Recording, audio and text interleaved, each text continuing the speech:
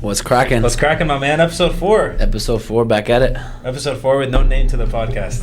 When are we going to figure this out, bro? I don't know, man. I didn't think, when we first started this, I wasn't sure exactly where it was headed. I mean, obviously, we're brand new to this still, but sorry, unprofessional. Let me turn off my phone. It's probably a client, though. It's cool.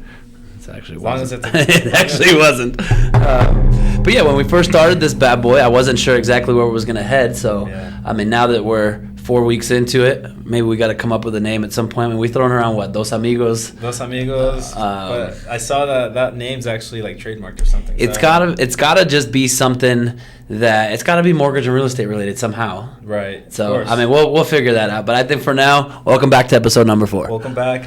But like as always, bro, we talk about real estate. We talk about like just any news, like urban life, everything. So I mean, I like the things we're doing. So. Yeah, for sure. I think it makes it a little bit more entertaining when we don't just talk about like the boring stuff about mortgage and real estate, because it can be very boring. Yeah. I mean, as great as we think the avenue is for wealth building and how important it is to get into first-time home ownership and that kind of stuff, it can be a boring topic. Yeah. Especially when you're getting into the weeds about like mortgage programs and mortgage guidelines and that kind of stuff. Like it can definitely get kind of boring. So when we kick it off with fun segments and we bookend it with fun segments, but then have a good body of work in the middle, some good meat to the podcast, and give some good info in the middle, I think that's kind of the strategy and the formula that we should continue to emulate. So yeah, I'm with you 100%. And that's some of like the feedback that I've been telling you that some of my viewers have been giving us is, keep switching it up, adding new things, and yeah, that's what we're gonna do. So kicking it off with NFL predictions. No NFL predictions yet. I want to hear your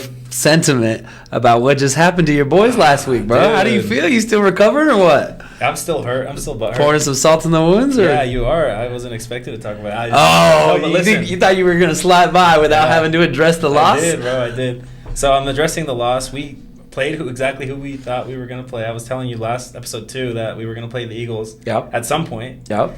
And they did exactly. You had a chance, though. We did. With 2 minutes left, Matthew Stafford drove us down, and then we got a sack, and then it just went downhill from there. But we had a chance. But whatever. I think the Eagles are looking real strong still, 100%. though. I mean, I'm picking the 2 favorites in the championship games. I'm picking the Eagles, and I'm picking the Chiefs, I think.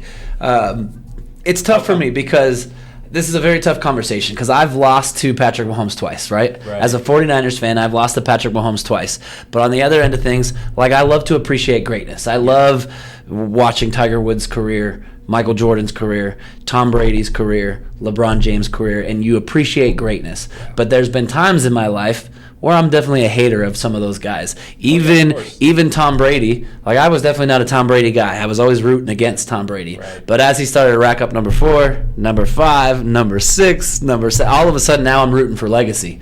You know what I mean? So in that case, all of a sudden my heart softened a little bit for this guy because I hate Boston sports. I'm a Lakers fan, bro. So no Boston Celtics, no New England Patriots, like no Boston sports. Yeah. But now, looking back, 5, 6, and 7 for Tom Brady, all of a sudden I was rooting for him. Right. So now we go to Patrick Mahomes, who at this young age has already put up 3 Super Bowl wins, gone to 4 total, about to be the first ever to do a three-peat? Yes. Not even Brady did ever done this before. Not even Brady did a full-on three-peat, right? Nobody's ever done this before. So part of me wants him to fulfill that because no one's ever done it. Right. But the other part of me is Patrick Mahomes. Yeah. Fuck that fool. Yeah. Excuse my language. Right? We're going to get this copyright or something's going to happen now. So, I don't know, man. I'm torn. I do definitely think the Eagles. I think Eagles are the favorite. You don't think the rookie quarterback has a chance? I'm not saying he doesn't have a chance. He's been playing very, very well, but I think the Eagles are a strong team. I think the Eagles against the Chiefs would be a great rematch because they played just 2 years ago. Yeah. And the Eagles lost in the last minute to Pat Mahomes. He had a game-winning drive, I'm pretty sure, that year. So the Eagles probably looking for some revenge as well. I wouldn't mind seeing that rematch.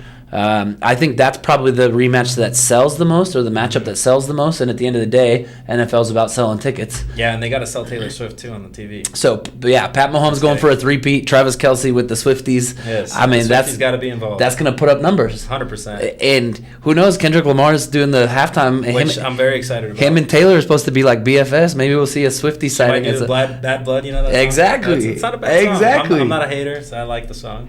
You think they're gonna let him play Not Like Us? I mean, of course, but I don't know the details of this lawsuit. I'm not a lawyer, but I think he dropped the lawsuit. Oh, Drake? Did? Okay, yeah, Drake had dropped the lawsuit. A lawsuit against his own label because he was claiming something about like streams, and it was kind of he dropped the lawsuit. I'm gonna be curious and interested to see if they let him. He has to play it. It was the biggest song of the year, probably the biggest moment of his career. Right. It kind of circles around that song, so he has to play it. But I think they probably will skip the certified lover boy, certified pedophile. Yeah. What? But the pedophile part, it's crazy. That's what I'm saying. I think, will they let him play They Not Like Us? They like that. I mean, it's catchy. I mean, it'll have the living rooms at each home, dancing. And I mean, they don't play full songs anyways. It wouldn't be out of the ordinary. It's always snippets of like exactly 45 seconds per. Hits. Yeah, because he gets 12 minutes or 15 minutes to put on a show. He wants to play 7 or 8 tracks in there. He's gonna have some sort of special guests.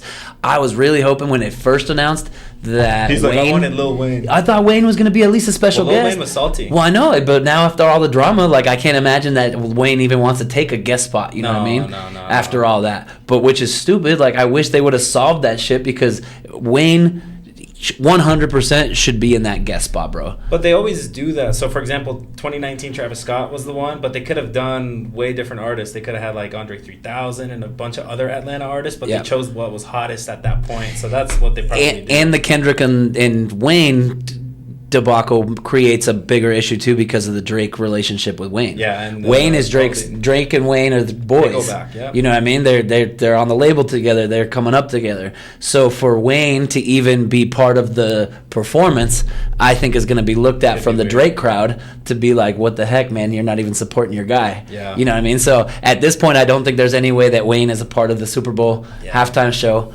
I think Kendrick has that spot, and it's going to be his moment. So yeah, no, we're rooting for Kendrick. It was a good beef, though. No, not to get too far off track. So you're wanting to do Chiefs and Eagles, right? I think it's Chiefs and Eagles. Who are you picking? Who am I picking? I'm gonna do Chiefs only because until I see the game live and Josh Allen does it, then I'll root for him next year if he gets to that point. But right now, Chiefs all the way, just because they've been there before. They're the new Patriots of this era, and then we're gonna keep it controversial right now because I think the Commanders are gonna upset the Eagles. No way. Yeah, dude, it's a hot take. Tripping. And here's why. So Jalen Hurts, if you saw in the last game, he got hurt. He kind of like had like a little knee injury. Maybe it's fully healed, but that might be psychological. The Commanders' defensive line is really good, and I think they might bottle up Saquon at least for 100 yards. That's not like crazy, but Saquon's gonna put up a $150 for sure. Okay, $150, that's fine, but better than 200 on the Rams. But I think they're gonna upset, but it won't be like a crazy like Commanders destroying the Lions. It'll be close. And I think Jaden Daniels is the first rookie to go to the Super Bowl. I also think that doesn't sell as much. That's not as fun of a matchup that's fine. for the NFL. I just want to see the Eagles lose. And then are you picking the Chiefs all the way? And I think the Chiefs do it again. And like you said, I want to see greatness. And if the Chiefs are going to be the first team, I don't mind it that it's Patrick Mahomes. At least from my standpoint, we're already out. We already missed the playoffs. Yeah. If it's going to happen, let it happen this year. Let it happen this year. Let Pat Mahomes go ahead and do the three-peat, so that way next year we can come back and we can or the Rams get to work. Yeah, we'll see.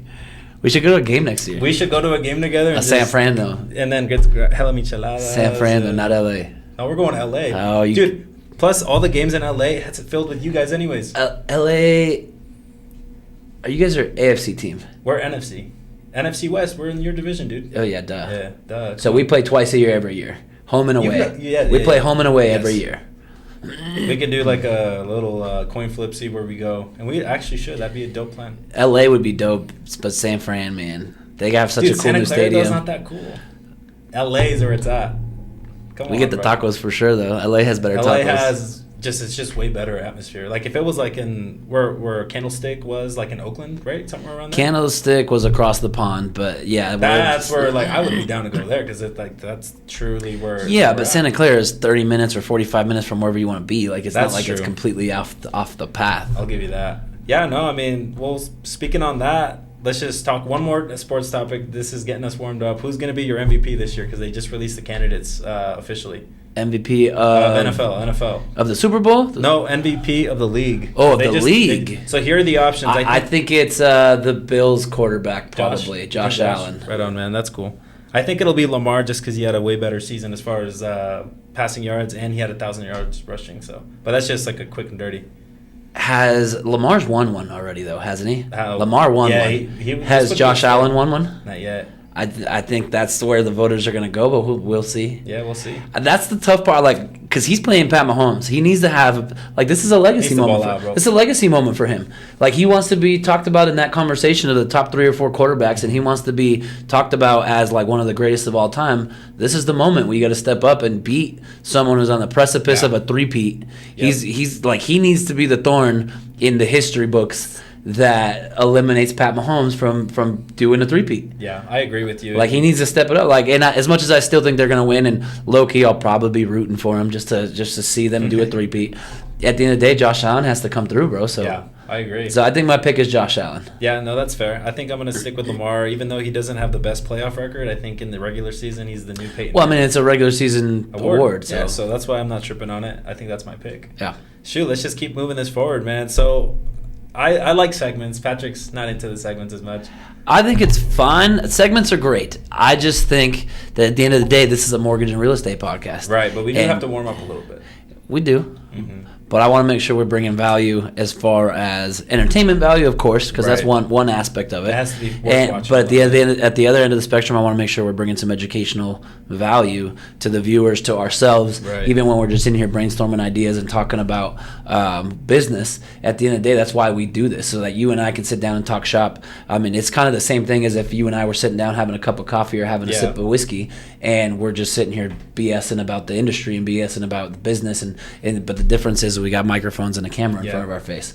But it just is a conversation between the two of us that work in this industry. So now let's offer a little bit of value. So you and I are obviously local. We've already covered this a million times. Now we haven't really dove into what we love doing as far as like going out to eat and stuff. So for the viewers, what's one of your spots that you're just like, I gotta go here? If I gotta go here. Man, there's a lot of places in the valley that I love. Don't get me wrong, Idaho is still lacking for restaurants. Let's be real. We don't have that many options, but there are some hidden gems. Like, I live out in Nampa. My answer is gonna be Güeros in Nampa. Pollos y Mariscos El Güero in Nampa.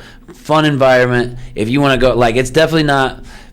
Amano is dope. Amano is one of the coolest spots in town, but it's a different atmosphere. You're going on a date night, or you're going maybe with a couple people from your work, where it's a little bit quieter atmosphere. You're not talking loud over whatever. You go to Güeros, I mean, they're loud in there. Right? Yeah, on Thursdays they do live mariachis. They call it jueves. Yeah. Shots, fun drinks. The food is outstanding. The ceviche there. Ceviche is on point. The medusa that he does is aguachiles. Aguachiles, oh my lord, those aguachiles, bro. I just went last Saturday. They kicked my freaking ass. Even for someone like me who loves spicy, that is same, bro. Like, when they're like, I always go, I was like, what are you pissed off today or what? Why are they so freaking hot, bro? Come on. That's awesome. But no, they also treat us like family at this point. Like, I don't even know. They know you. Like, I don't even know. I didn't know Widow outside of going to his restaurant, but at this point now we're homies. Now we're so every time we go in there, they treat us like family, bro. Wedo, his whole. I gotta go with you. Yeah, his whole crew, they treat us fantastic in there. So I have to. Next time you go, just let me know. His younger sister Brenda, we went to a concert. We went to go see Bad Bunny in Salt Lake City,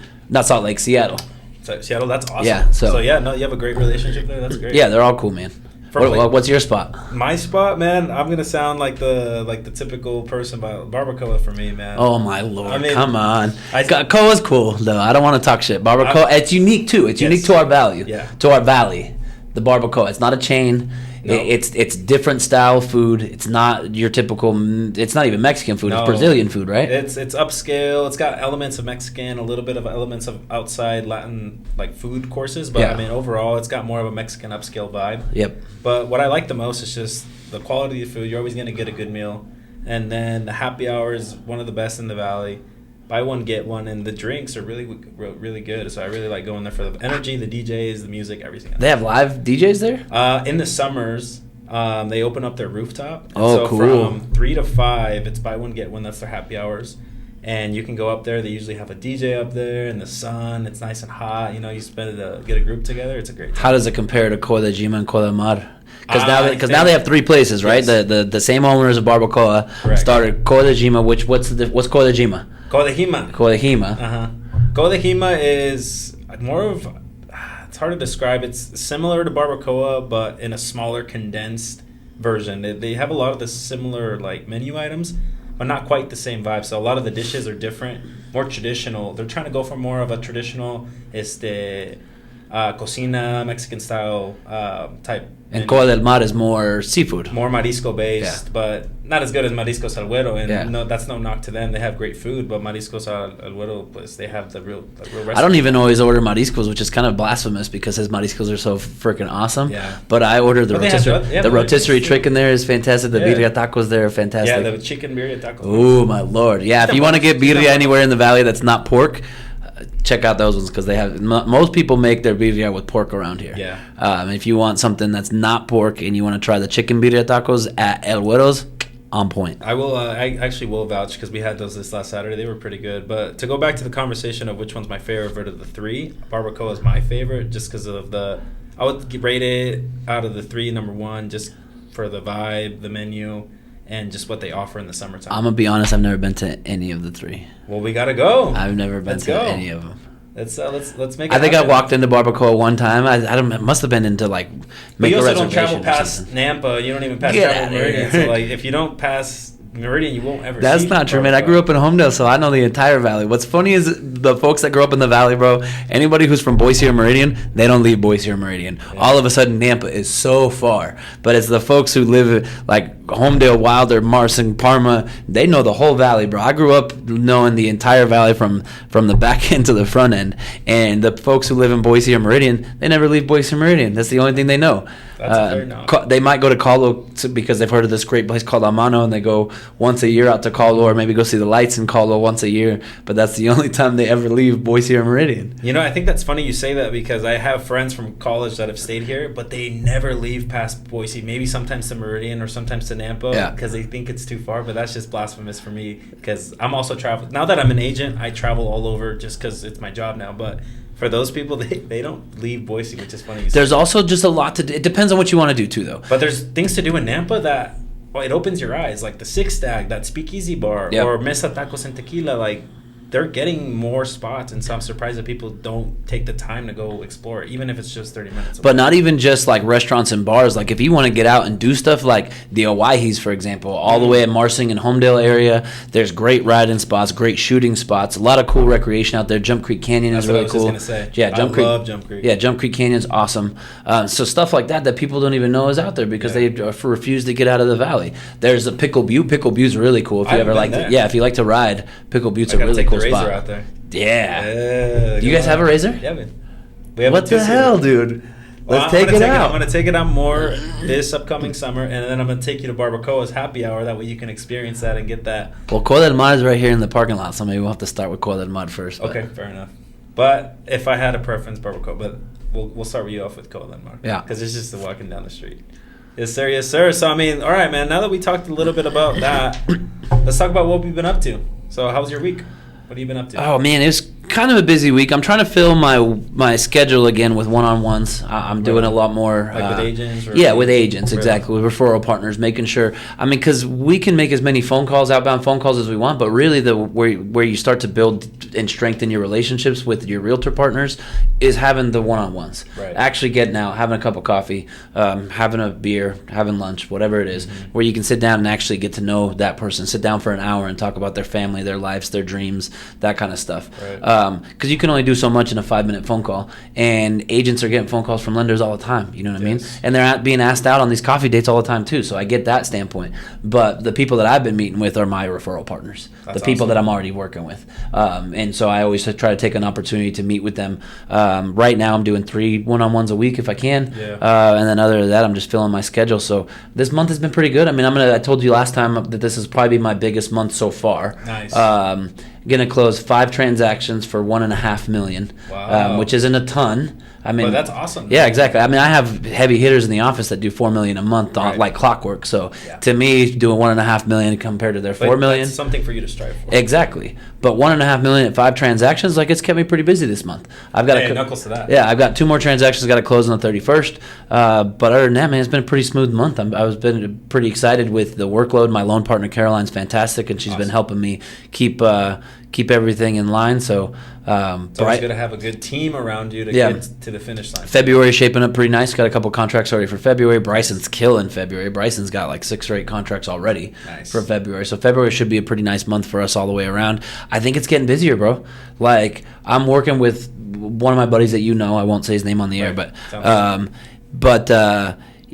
more and more he's taken the let's wait and see approach. Oh, I like that house, but let's kind of see what happens. And all of a sudden he's realizing these houses aren't staying on the market for very long. I mean, especially in the price range that he's looking at, the 380 to 420 range. There's a lot of competition. They're going like that. Like, it goes live on a Thursday. It goes through one weekend of open houses, and by Monday it's already pending. Yeah. And so if you like the house that you looked at over the weekend, you got to consider an offer. You got to pull the trigger. Like, we're getting to that point where you're not getting 3, 4, 5 offers quite yet. But you're getting some. You're begging. Exactly. So you're going to have a better chance of securing under asking price or securing a seller credit if there's no competition. So get your offer in quick before there's other offers. Once there's other offers on the table, now all of a sudden you're competing against someone else. You're not as likely to be able to have the negotiating power to ask for seller credits and things like that. So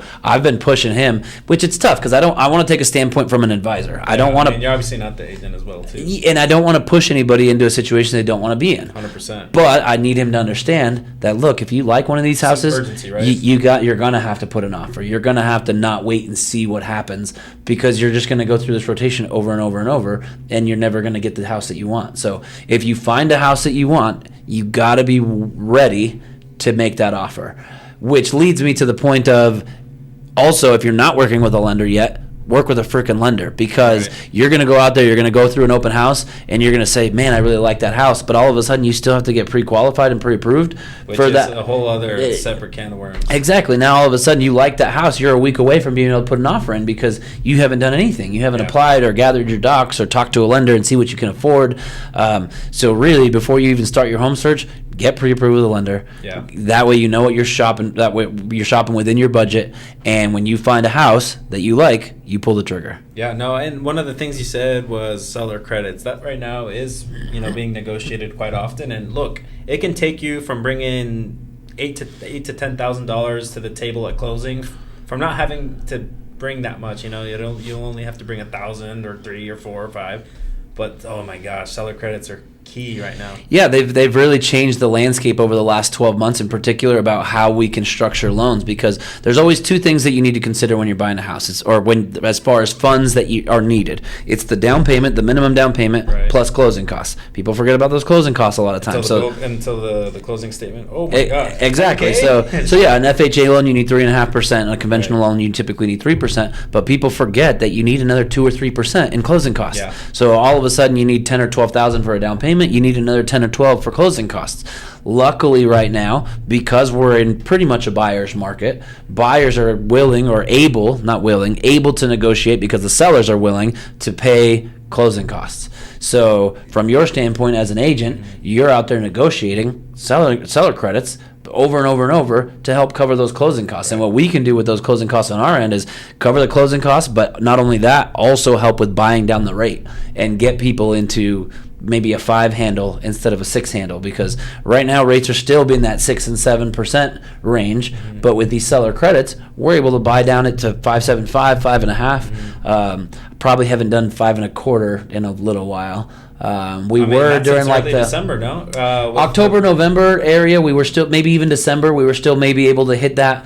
But since rates started ticking back up again, I mean, we're probably, even with seller credits, we're hitting 5.75. So listen. Now that interest rates are staying sticky towards the high 6s, low 7s, what are we feeling, and what are we telling people who are interested, like, to kind of get them still encouraged? Yeah, it's a tough conversation to have with some folks, because a lot of people for the last take them out, no? Yeah, well, I mean, it does. It starts to hurt your what you're approved for, the max amount that you can be approved for. Because I mean, you might be approved for say $350,000 at a certain interest rate, but as interest rates tick up, and now you have a higher interest rate, now you're only approved for $325,000. Yeah, and so the house that you liked at $350,000, now you can't afford it all of a sudden because interest rates have ticked up. So that's one of the aspects that's tough when you have a house that you like, that you can already afford, and interest rates are where they need to be for you to afford it, pull the trigger. Because anything can happen, and as rates go up, if rates go up, all of a sudden you might lose your pre-approval for that same house that you just had a pre-approval for last week. And that's the tough part for consumers to understand, is they don't understand that rates move on a daily basis. Every single day rates can move.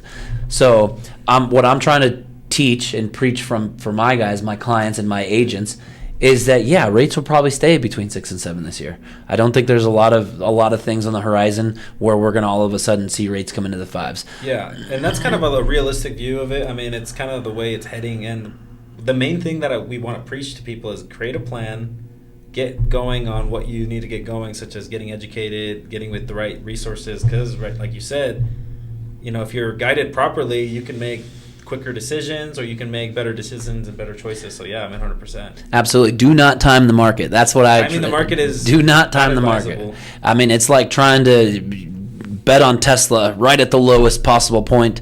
You don't time things like that. You buy the investment and you let time do its thing. Yeah. So let it appreciate. If you're in position right now, whether we're at a 6% or a 6.5% interest rate, buy the house if you can afford it. Yeah. Because rates eventually will come down, or they won't. Maybe rates will never come down. Right. But what's not going to come down is the price of that house. Probably that not. Price is going to continue to go up. So whether interest rates stay the same for the next 3, 4, 5 years, the price of that house is not staying the same. The price of that house is appreciating every single year. Yeah. We're thinking we're going to be around that 6 and 7 mark the whole year. I don't think there's a lot of stuff on the horizon, although I just saw something recently that said Donald Trump demands that interest rates come down or something like that. And it's just funny to me because, I mean, Donald Trump says a lot of things. Yeah. That's the way he is. But the consumer is who believes that sometimes. Right. And they just think that he has total control over interest rates. And because Uncle Donnie says that he can bring interest rates down, all of a sudden interest rates are coming down. It's not quite the way it works. Right. He can implement policy and things like that to try to help the situation, but he doesn't have direct control over interest rates. Right. So hopefully, though, the policies they put in place and the things that they put in place this year lead us to the point where rates do come down, but rates are not going to come down overnight just because Trump said so and just because Trump's in office all of a sudden. So I just think if you've been sitting on the sideline for the last 2 or 3 years waiting for rates to come down, you're going to keep waiting because rates are not coming down. I'm sorry to tell you. Find a real estate agent, find a lender right now, put a plan in place. If it's 12 months from now, great. Put a plan in place that you're buying in January of 2026. But put the plan in place, because if you just continue doing what you're doing and waiting for rates to come down and just hoping and wishing and living on a prayer, you're never going to get there. Yeah, and same thing when you're purchasing, if you're waiting for real estate prices to automatically just crash or go down dramatically, well, unfortunately it's not. And actually prices year over year went up in Idaho as far as value. So, I mean... Isn't it crazy? People will hope and pray that interest rates are all of a sudden going to crash, or the housing market, the prices of the housing is going to crash. Yeah. They don't understand what that would take for that to happen. We would have to be in serious problems in our economy. The economy is doing great. For the housing prices and the housing market to crash and all of a sudden get a really great deal on this house, we would be in really bad shape in our economy. But what do you say, you can still get good deals out here in this market? Absolutely. For example, the person that we helped, the house that he got in Caldwell for the price, to me, that's a good deal. Absolutely. There's still deals out here. You just have to have the right guidance, because we can find that for you. Tough part is rental prices are anywhere from $1,600 to $2,500 in our area, depending on what you're renting, whether it's an apartment, a house, whatever you're renting. And so you really can't get in, for the most part. A normal 3-bedroom, 2-bath in, say, Caldwell, Nampa, in this area costs about $350. Yeah. A loan amount of about $350 is about a $2,500 payment, depending on your down payment. So a $2,500 payment, if you're renting for, say, $1,800 to go to $2,500, is a pretty big payment shock. That's a big ask. So that's the tough part. Home affordability is a thing. It's tough. And so I don't say that buying a home is for everybody, but if you're going to continue to pay $1,800 or $2,000 a month, guess what? That's 100% interest. Yep. You're worried about paying 6 or 7% interest on your loan. Rent is 100% interest. Yeah. You don't get any of that back. None of it goes to principal pay down or saving equity in your home or building a little nest egg for yourself. It's all money that you're paying your landlord's mortgage. Yeah, pretty much. You're making your landlord wealthy. So I get it. That first step of year 1 to year 2, from going from 1,800 to 2,500, that's a tough ask for a lot of people. But that mortgage payment is never going to change unless you refi it and you do something with your rate. Right. Rental prices over the next 10 years, they're going to continue to go up. So right. by year 3, 4, 5, you may very well be at your $2,500 a month payment that now you get to keep for the remainder of the life of the loan. Right. But rent is going to continue to go up. So yes, it might be more expensive right this moment to buy versus rent, but you're setting yourself up for your future, and eventually the rent is going to catch up to the mortgage.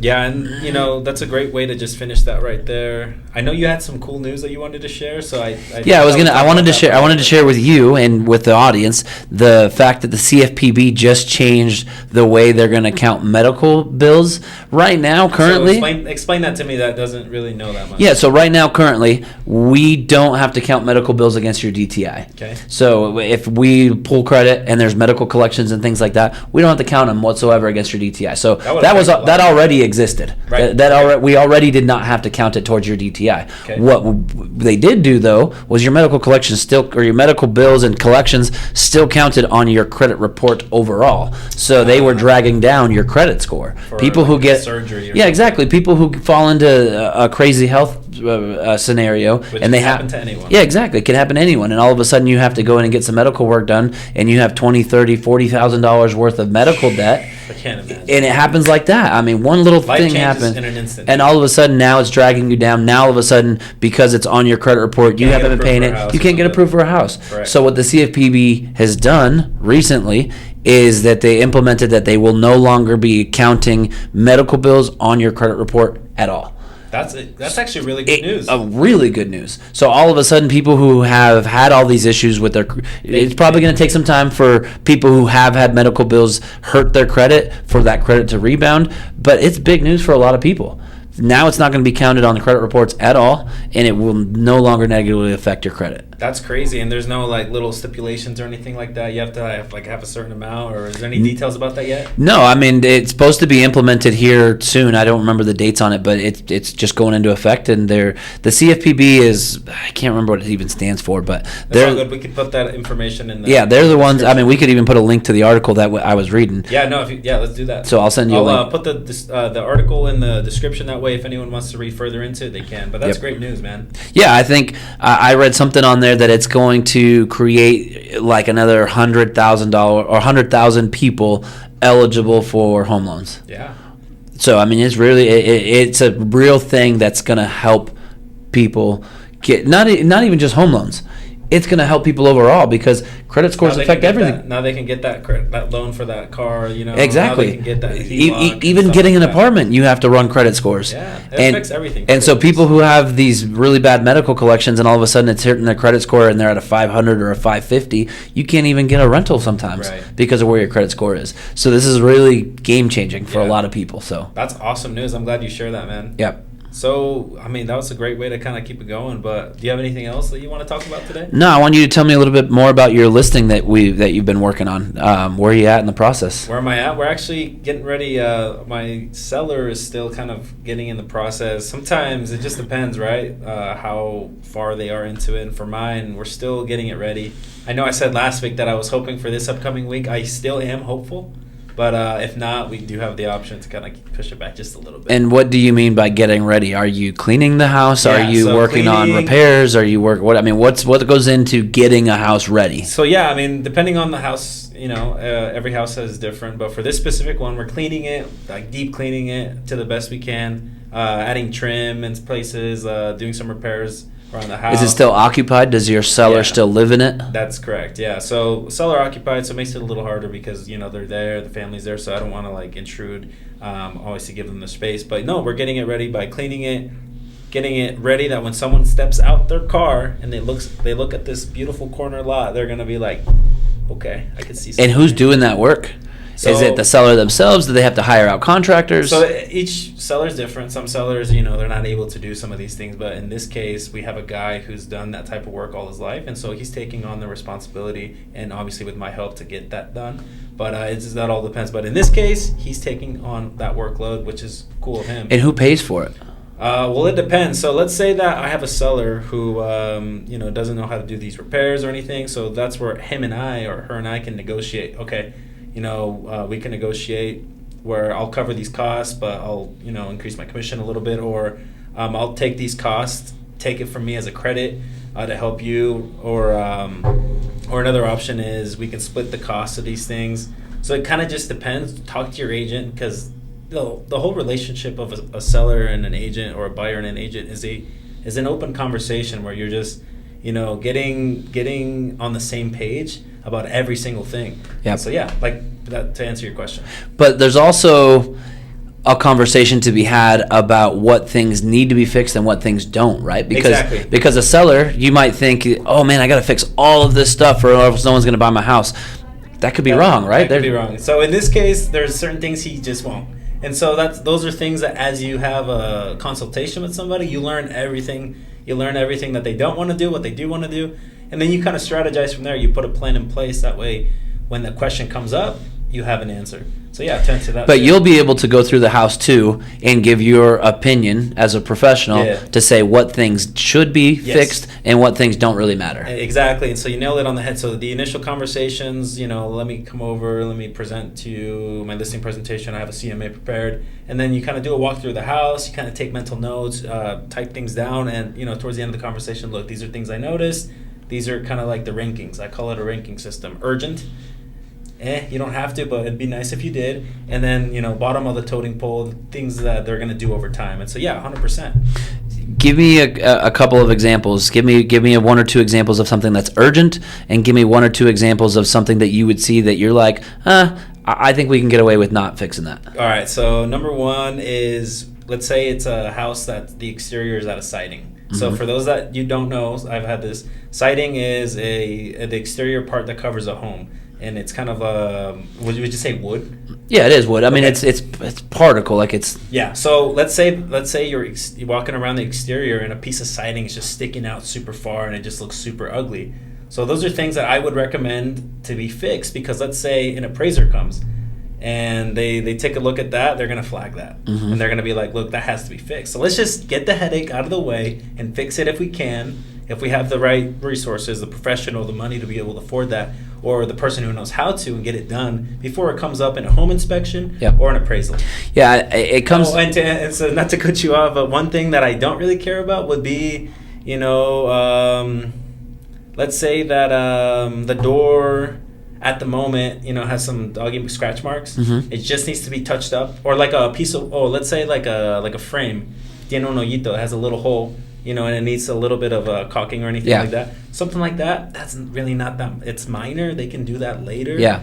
So, yeah. So it sounds like what you're telling me is that if it's little cosmetic things, they probably don't matter. But things that they do, but also, they're not high urgency. Yeah, but things that are based on, the integrity of the home and the structural integrity of the home, things like what you mentioned, siding. Siding's a big issue because any exposed siding, all of a sudden rain exposes the home to weather conditions and things like that. So those are the things that have to be repaired. Yes. The more cosmetic things are probably a little more optional. Yes. You can do them to increase interest in the property, but they're not necessarily necessary. Yeah, so and like I said before, it's a conversation that you have with your seller, what they're willing to do and what their conditions are. Like, some people do as is, they don't want to do anything, and so it just depends on the flexibility, their resources, the amount of money they want to put in or stop putting in, because you have that situation all the time. And so in this case, we have somebody who's willing, so I'm ready to help too. Well, cool. I'm excited to hear how the rest of this plays out, but I think at this point we probably should find a good point to wrap it up. Yes. I know you told me last time that you have a new guest for us for next week. Yeah, so this next guest is a good friend of mine that I met in college. He was also in my fraternity, and he's currently an MBA student that has had internships at Micron. And so, and the funny thing is, he's not from here, so it's going to be a fun conversation asking him, have you been heckled by people calling you an out-of-stater or Where's transplant? He's from, damn, he's going to kill me if I get this wrong, but Vancouver, Washington. Okay, so he's not from California. He's not from Cali, but, he's not from here, so it's kind of, I want to hear his story, let's see where it goes from there. Yeah, cool. Yeah, I mean, for those of you who haven't heard yet, or this is the first time you're watching us, we're gonna try to keep it as much as mortgage and real estate as possible, but also we just wanted to be a podcast that talks about entrepreneurship, owning your own business, how to get ahead in life, maybe some financial responsibility and some financial literacy, things like that. And so we've decided to bring on a few guests so that we can pick their brain about their journey and their experience that they've had so far, and maybe they can teach us some things and they can teach our audience some things as well. Yeah, so I think that's a great wrapping up point. Good yeah, stuff. good work, man. And we'll catch you on episode 5. All right, see you later. See you later.